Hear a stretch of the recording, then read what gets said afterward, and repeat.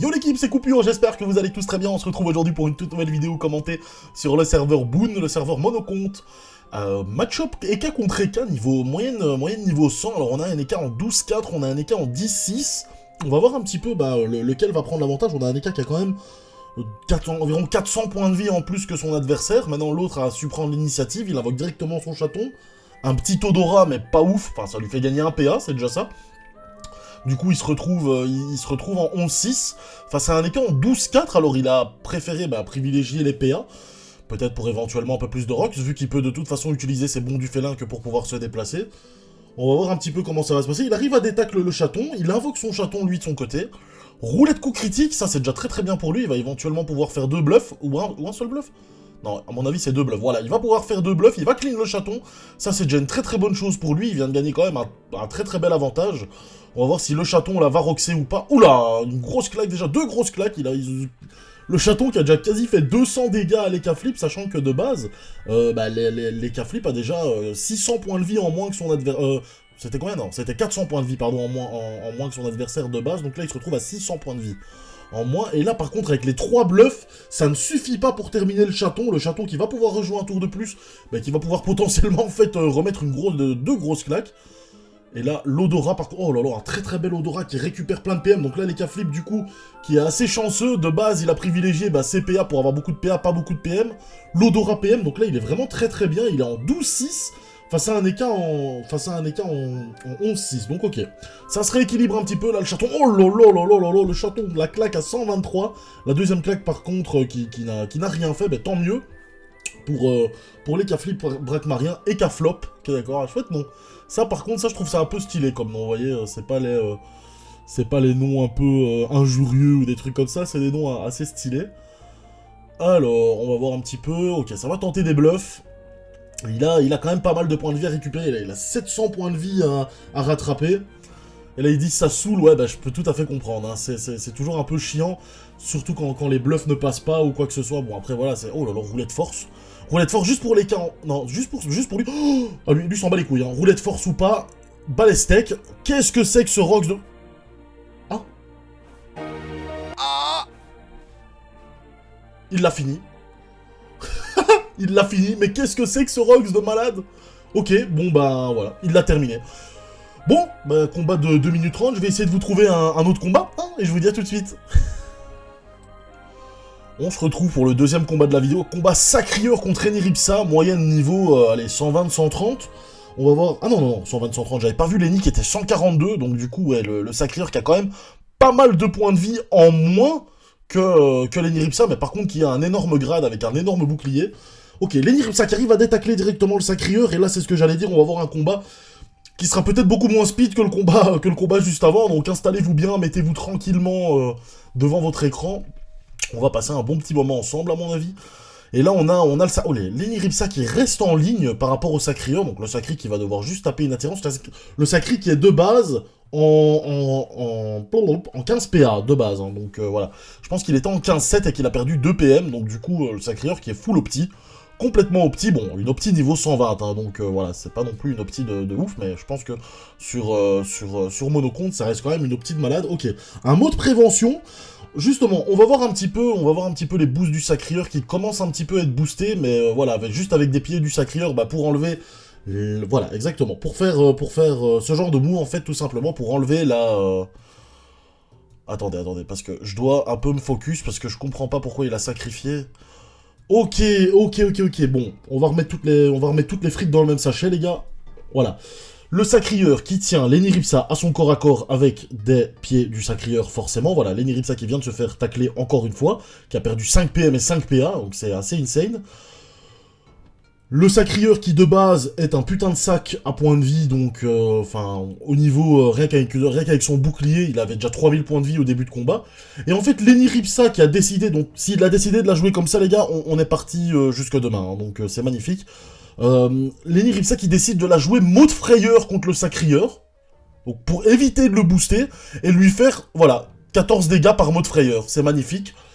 L'Eniripsa qui a du temps à perdre, en fait, tout simplement, pour ne pas booster le Sacrieur, en fait, donc c'est-à-dire que les Dopu qui ne boostent pas les châtiments du Sacrieur, du coup, forcément, le Sacrieur qui ne se booste pas, mais du coup, le sacrieur très malin, qui, du coup, a invoqué un chaffeur et l'a sacrifié, et en faisant une folie sanguinaire, ça lui fait perdre des points de vie, mais du coup, ça le booste au niveau de ses sorts. Et donc, c'est vraiment très bien joué de la part du sacrieur.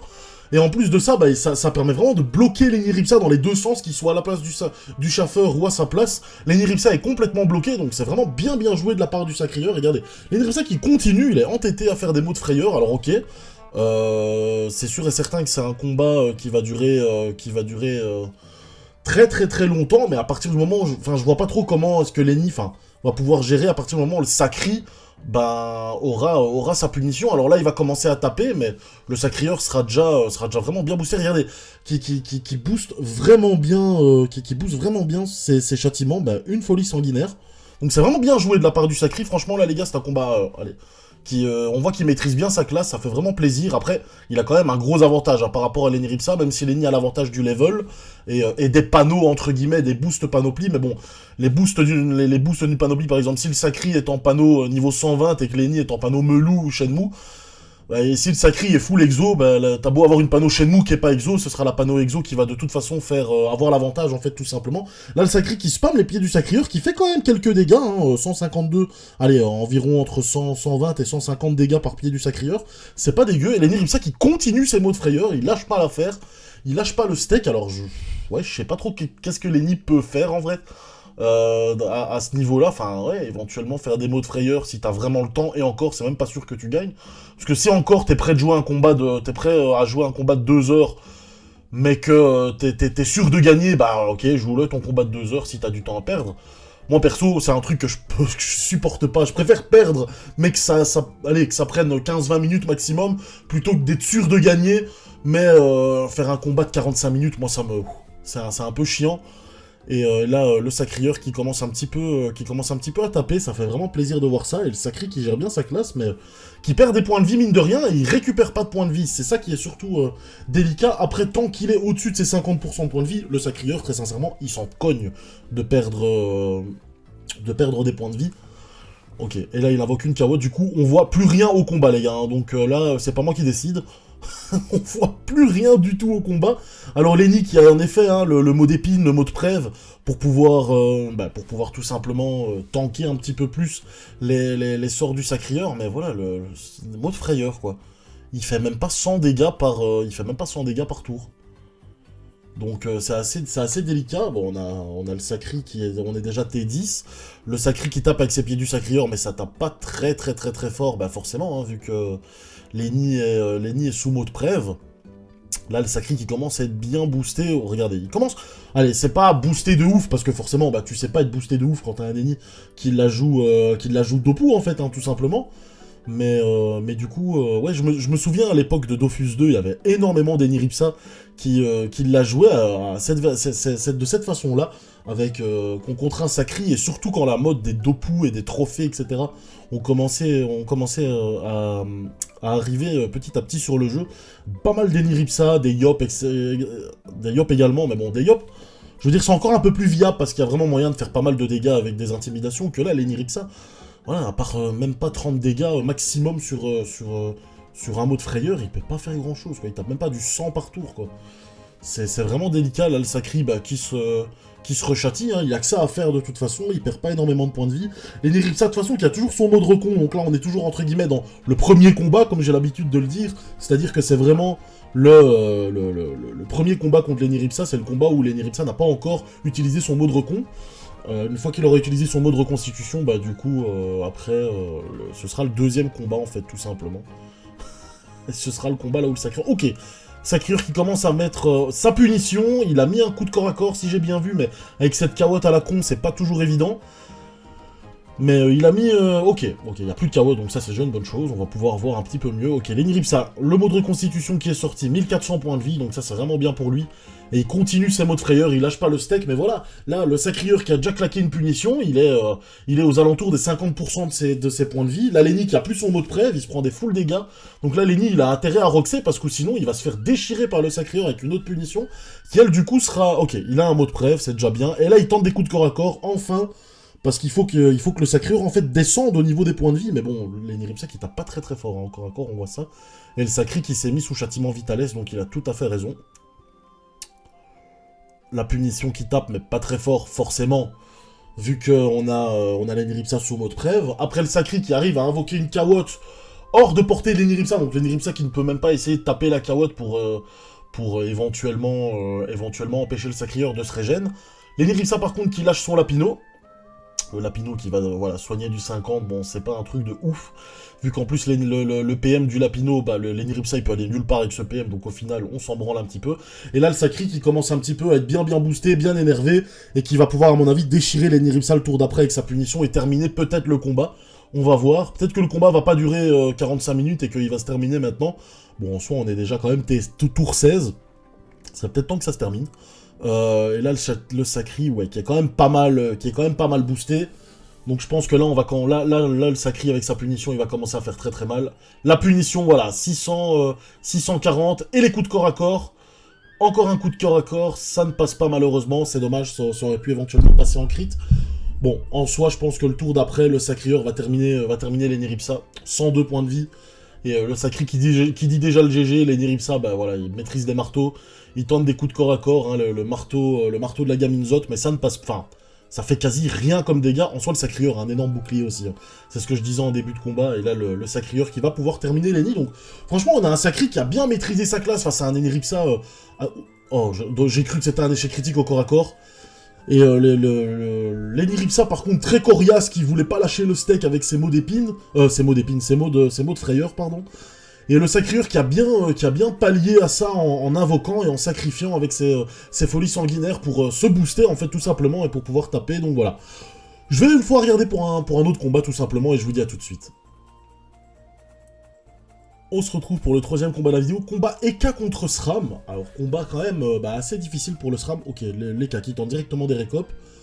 Ça ne passe pas, tant mieux. Ok, le chaton qui est invoqué. Le SRAM qui est en panneau AA. Alors, ok.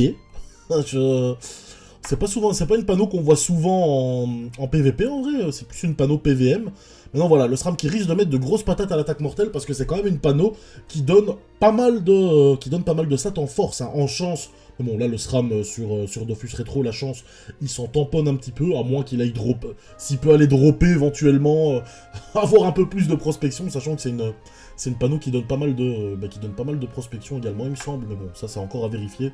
Oui, l'Eka qui prend un gros odorat, ça c'est très bien pour l'Eka Flip. Et l'Eka qui, à mon avis, n'aura vraiment pas de mal à trouver le Sacrieur, en fait, hein, avec la perception, comme je l'ai déjà dit, hein, tout simplement. La perception qui a une zone immense sur la map, et qui repère, en fait, tout dans la zone, en fait. Dans la zone de la perception. Regardez l'odorat qui donne quand même pas mal de stats. Là, le SRAM, du coup, ok, c'est... L'Eka qui n'a pas repéré le SRAM, donc là, le SRAM qui a dû vraiment se cacher. On va voir un petit peu... What? Ok. What? Ça bug ou quoi? Parce que là, du coup, il bluffe, mais il était dans la zone de perception. Pourquoi est-ce que je le vois pas? Il doit être là. Qu'est-ce que c'est? Il va peut-être se remettre visible. Il devait être dans cette zone-là. Si l'Eka a su l'avoir au bluff, c'est qu'il était dans la zone perception, du coup. Donc, normalement, il devrait se remettre visible. Et non, il reste invisible, vu qu'il y a encore le jeu... Le jeu, je considère encore qu'il est invisible. Mais du coup, l'Eka a dû le voir, c'est pas possible qu'au pif, ils mettent un bluff et que ça passe. À moins que c'est ça, hein. À moins que ce soit le cas et que, je sais pas moi, il ait pas monté son sort perception, j'en sais rien, mais ça me paraît quand même chelou, ça. Il fait une perception... Il fait une perception et comme par hasard, il trouve... Et regarde, il trouve encore le SRAM. Non, c'est pas possible, je pense qu'il y a un bug. Ouais, non, il trouve direct le SRAM, je pense que les... Attendez, je vais quitter, je vais une fois retourner dedans pour voir. Non, on voit toujours pas le SRAM. Mais what the fuck, mais Dofus, les gars, allô? Ça bug ou quoi? Bon, bah, peut-être que quand le SRAM va roxer, on verra. J'en sais rien. Un peu chelou, hein, comme combat, mais bon, c'est un SRAM, donc on va pas faire les fines bouches. Ça fait toujours plaisir de voir un SRAM, donc on Voilà, on va quand même le garder. Ok, là, le SRAM qui redevient... regardez, et le SRAM se rend visible. C'était même écrit dans le chat, quoi, donc c'est ouf, quoi. Je pense que... ouais, je pense qu'il y a eu un gros bug, là, à ce niveau-là. Parce que les K-Flip, d'office, tous ses sorts sont passés sur le SRAM. Et juste après qu'il ait fait une perception. Donc, d'office, les K le voyaient. C'est pas possible autrement, à moins que ce soit vraiment une lug de ouf. Mais d'office, à mon avis, c'est un bug.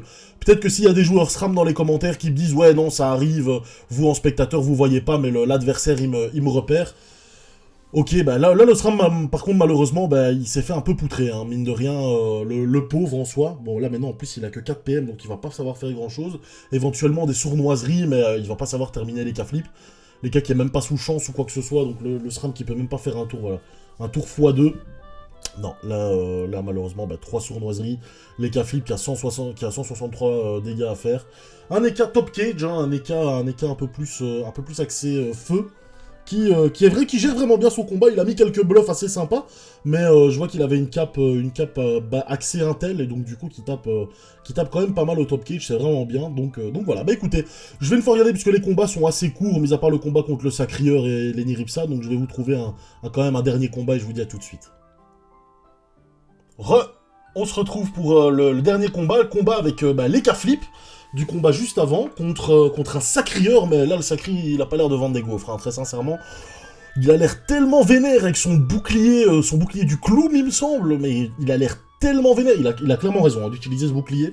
Un bouclier qui donne des résistances, chance et agilité, donc O et R. Et Sacrieur qui a l'air tellement... Franchement, son Sacrieur, il est badass, de ouf. Un gros grade, je pense que là, il est grade 7 ou 8. Tellement badass, franchement. Et... moi, je trouve son Sacri, il est super stylé. Même les couleurs et tout, je les trouve assez stylés.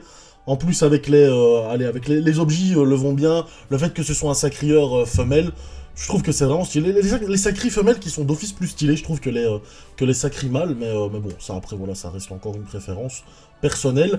On va voir si les cas va réussir, à chatter, tout simplement, hein. À avoir beaucoup de chance, parce que je pense que contre un Sacrieur, il va lui en falloir. Un Sacrieur comme ça, bien énervé, il va lui falloir beaucoup de chance. Alors, le chaton qui va potentiellement mettre des claques.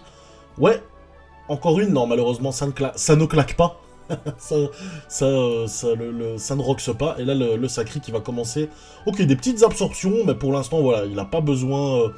il n'a pas vraiment besoin de taper plus, il n'est pas encore bien boosté. Ok, roulette force juste pour les cas. Là, les cas qui va pouvoir, voilà, mettre des gros destins des K-flip, ça c'est vraiment bien pour les cas. Et malheureusement, le destin en coup critique qui tape moins fort que le destin sans coup critique. Ok, bon, c'est pas grave. Au moins, le Sacrieur qui a perdu un PM, donc ça c'est déjà ça. Le Sacri qui commence doucement à être boosté. Ouais, doucement mais sûrement à être boosté. Le chaton qui va roxer de ouf. Ah ouais, le chaton avec la roulette force, peut-être, on va voir. Ouï. Ah, c'est plus une gifle, ça, il a saigné du nez, le Sacrieur, carrément, après ça. What the fuck, mais ce rox du chaton, quoi. C'est honnête, ouais. J'avoue que s'il avait fait deux claques comme ça, mon gars, je pense que le Sacrieur, là, il aurait été en PLS sur le bas-côté de la map. Mais bon, voilà, le Sacrieur, une classe très solide, on le sait. Et les K-flip qui retentent encore. Malheureusement, ça ne passe pas. Dommage pour les K. Mais qui a déjà mis très cher le Sacrieur, en vrai, franchement. Le Sacri qui a déjà pris très cher, hein. Alors, le chaton... ouais, non, malheureusement, le chaton, avec son... voilà, il a soigné 10 points de vie au total, donc c'est pas terrible. Là, le Sacri qui va commencer, voilà, à être bien boosté. 140, bon, 113 à l'absorption, 140, il récupère quelques points de vie. Il arrive à clean le chaton, ça c'est toujours bien, hein, parce que le chaton qui donne des échecs critiques, je le rappelle. Ouh là là, roulette agi. Est-ce que les cas va tenter des gros bluffs? Mais non, voilà, le Sacrieur tente quand même pas mal les bluffs. Mais du coup, ouais, oh, il y a une roulette agi. Oh. Ah très bien, roulette agi, il fait du 57 au bluff. Ça c'est normal quoi, ça, je ne comprends pas, Ça c'est vraiment n'importe quoi les gars. Parce que 400 agilité plus le stuff de l'EK, qui doit quand même donner pas mal d'agilité aussi, au moins un minimum. Et il tape du 57, alors ok le sort bluff, le jet minimum du sort, il est vraiment pas ouf, mais quand même quoi. Oh, là le Sacri qui arrive à bien s'avancer grâce à son épée et un détour, c'est vraiment bien joué de sa part. Là l'épée volante en plus qui va réussir à venir roxer un petit peu, l'épée volante niveau 4 par contre. Petit bémol, hein, franchement son Sacri bien badass, grade 7 ou 8 là. Épée volante niveau 4, j'avoue, ça refroidit un petit peu, mais bon voilà, je pense que c'est très compliqué de base de pouvoir s'opti sur le serveur. Là il est déjà en 12-7 hein, de base, je pense qu'il était, vu qu'il est... il a un PM en moins. Ok, les cas qui tendent les récopes. Donc de base, il est déjà très très bien opti. Maintenant, voilà, c'est sûr que je pense que son sort épée volante mérite d'être... de passer en priorité pour être up au niveau de l'optimisation. Là, le sacrieur qui décide de reculer, il a clairement raison, hein, vu que là, les cas qui peut lui mettre encore un full tour au bluff, ou au récop, hein, tout simplement. Roulette portée pour tout le monde. Bon, le sacrieur s'en tape un petit peu. Éventuellement à la flamiche, si les cas flip décident de jouer de loin. Là, lesquels il lui reste 8 PA, est-ce qu'il va pouvoir aller tenter des récops? Ah, peut-être un seul récop. Un bluff, et à mon avis, ça va partir sur un récop. Le récop qui passe, qui fait quand même assez mal, mais voilà, ça reste un sacrieur bien tanky. Et les cas, incroyable CG en bluff, ouais, là par contre les cas, qui va se prendre une sérieuse punition, qui s'était pas mis sous chance. Et donc du coup, qui perd le combat assez logiquement, donc voilà, très bien joué de la part du sacrieur. Il a pas bégayé, un très très gros sacrieur assez vénère, hein, franchement. Vraiment content. Ben là, je pense qu'on a une belle brochette de combat là pour cette vidéo. Ça me fait vraiment plaisir, donc voilà, je pense que je vais arrêter ça là-dessus. Là, il me demande si j'ai filmé. Ouais, j'ai filmé mon gars. J'ai filmé. Donc voilà, bah écoutez, je vous remercie à toutes et à tous d'avoir regardé la vidéo. N'hésitez pas à vous abonner si jamais ça vous a plu. Moi, ça me fait toujours plaisir de voir que les abonnés montent de plus en plus. C'est vraiment super kiffant. Et donc voilà, je vous dis à la prochaine les frérots. Bisous!